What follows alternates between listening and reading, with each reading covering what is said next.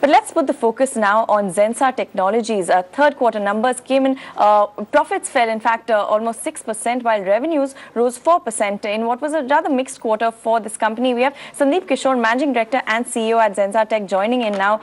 Really give us a fine print into the earnings gone by. Mr. Kishore, thanks so much for joining in. Very good to have you on the show. You know, we did see this fall in profit, and a large part of that was because of the kind of fluctuation that we've had on the currency front. Just give us a sense, you know, with the appreciating rupee, what kind of an impact has that had in this quarter? Yeah, good to be talking to you as well. The PAT actually fell sequentially by about 6.3%, predominantly on account of the rupee appreciation, as you called out. Actually, rupee appreciated by roughly about 2.6% sequentially and about 6% year on year. And there was a moderate increase also on our tax provision. So if you take a look fundamentally at the operating numbers, we've delivered a pretty strong set of operating numbers. The revenue grew 3.4% in dollar terms sequentially.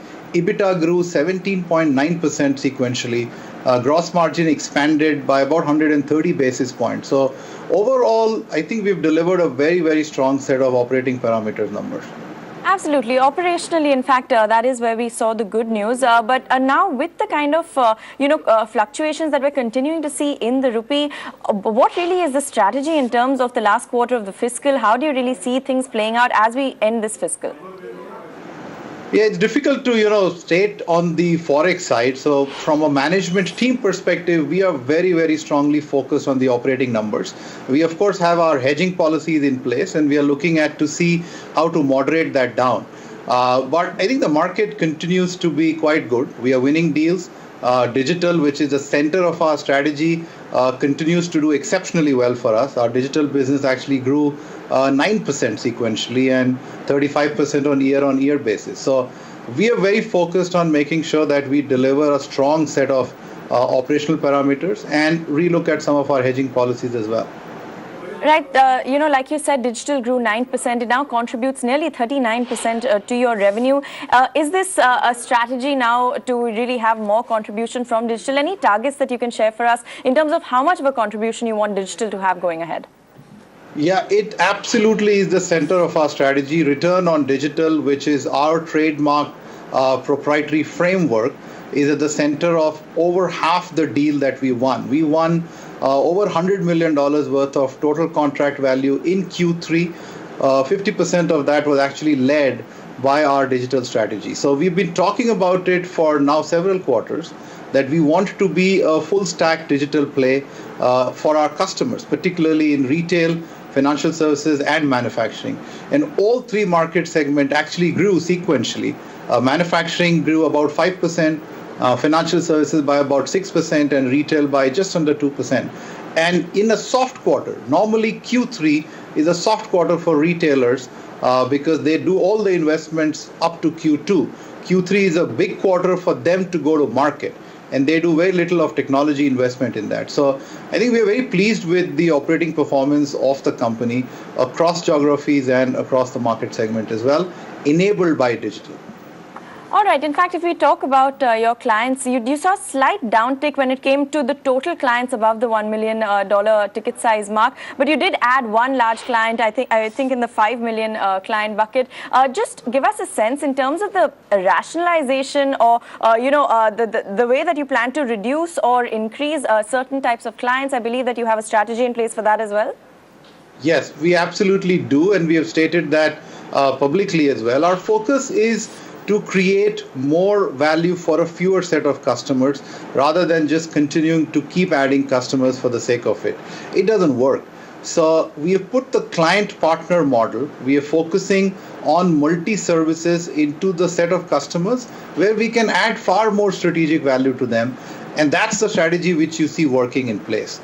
So as we go ahead, you will see more and more focus into customers which we can provide application, digital infrastructure, analytics, cloud into those clients, particularly in the retail, financial services, and manufacturing. That contributes over 95% of our business.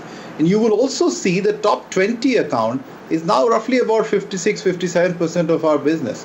And that's grown well.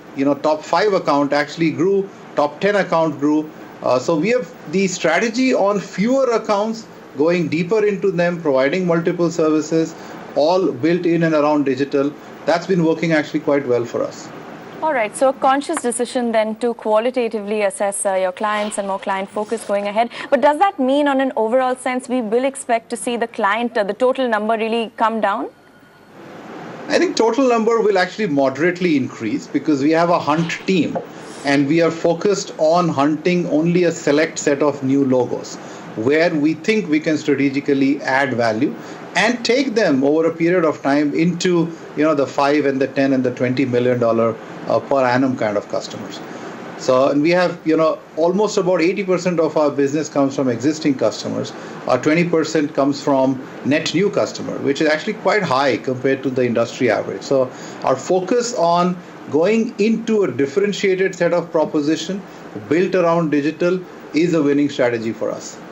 Right. In fact, let's talk geographically as well, because while Europe and the rest of the world segments did see some degrowth in this quarter, you saw 5.5% nearly revenue growth from the US market. Just give us a sense of how this market is looking to you. We know there's been a lot of disruption, a lot of uncertainty as well for this market. Looking ahead, will this continue to be a growth driver for you? So, well, we don't give guidance of forward, but I can tell you US is looking good. The overall economy number you are seeing is looking good in the US. The unemployment rate has come down.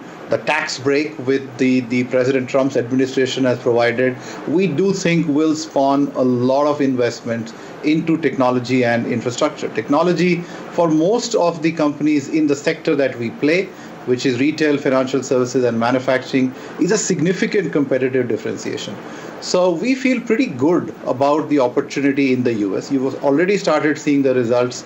That's why US grew about 5.3% sequentially, much higher than the company growth. Europe, we saw some seasonality. I think we have a very strong pipeline in Europe as well. Africa on a constant currency also actually grew by about 3%. So 3 core markets, I think all for us are doing quite well at this time.